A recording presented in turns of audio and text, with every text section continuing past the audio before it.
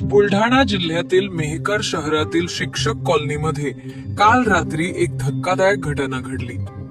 पत्नीच्या चारित्र्यावर संशय घेत पतीने पत्नी आज 4 वर्षाच्या चिमुकल्या मुलाची हत्या केल्याची घटना समोर आली आहे। यामुळे संपूर्ण मेहकर शहर हादरून गेले। या घटनेत रुपाली राहुल म्हस्के वय 30 आणि त्यांचा 4 वर्षाचा मुलगा रियांश राहुल म्हस्के यांचा मृत्यू झालाय। आरोपी पतीचे नाव राहुल हरी म्हस्के असे आहे। मिळालेल्या माहितीनुसार रविवारी रात्री कुटुंबातील सर्व सदस्य झोपेत असताना आरोपीने पत्नी सह मुलावर हल्ला केला।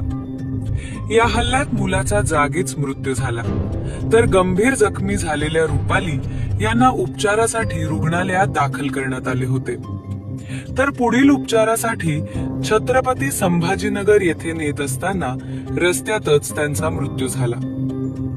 राहुल म्हस्के यांच्यासह त्यांचे आई वडील व आजी असे एकूण 6 जण शिक्षक कॉलनीतील घरात वास्तव्यास होते।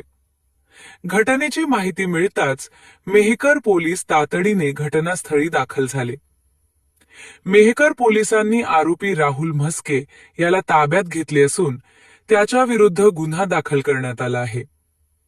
घटनेमागील नेमके कारण, संशयाची पार्श्वभूमी आणि आरोपीची मानसिक स्थिती याबाबत तपास सुरू असल्याची माहिती पोलिसांनी दिली आहे।